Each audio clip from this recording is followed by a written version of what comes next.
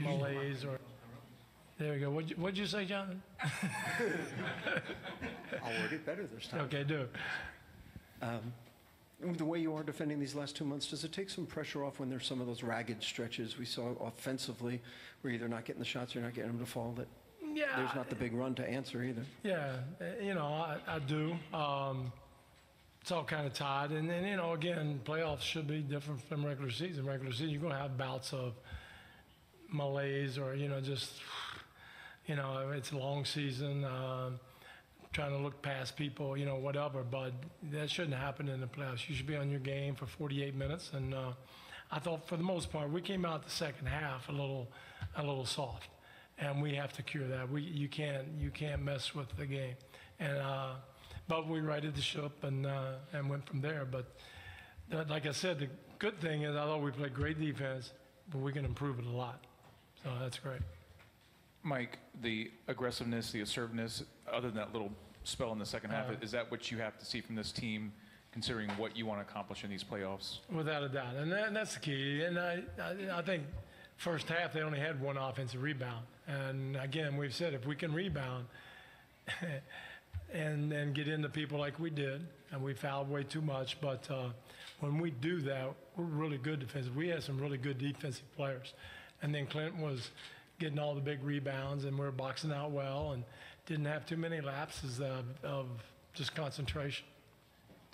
Mike, you're up 12 after the third quarter, and to be able to build on the lead when James is out, and we've talked about this a lot, but just how comforting it is to have Chris out there.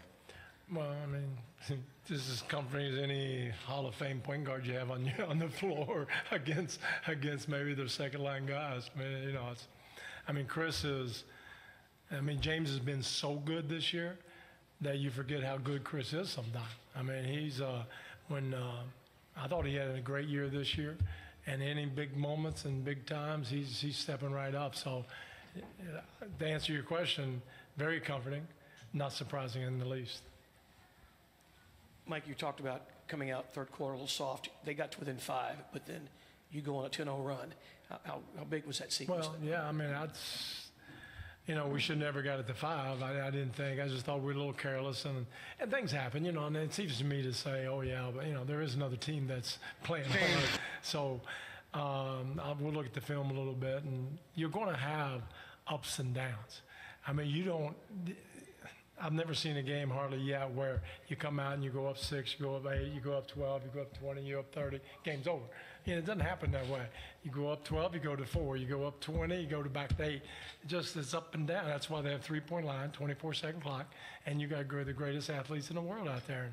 And when you're going well, it goes up. Then you're going to have a spell it doesn't, and they go well, it goes down. So I just,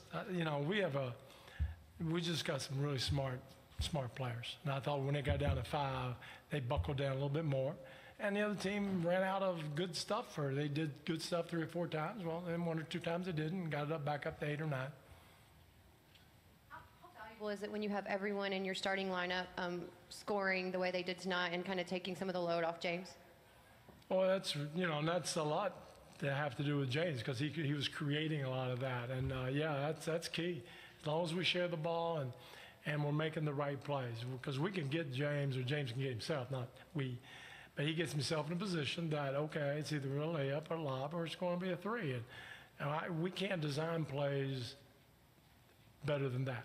We can run fancy plays. You want to end up with James getting a lob, or, so we just go right to it and cut out the middleman. And then when you add Chris onto it, who makes unbelievable, and the rest of the guys. And when PJ and Daniel House, they hit a little streak, when they were making threes, it's really tough on people.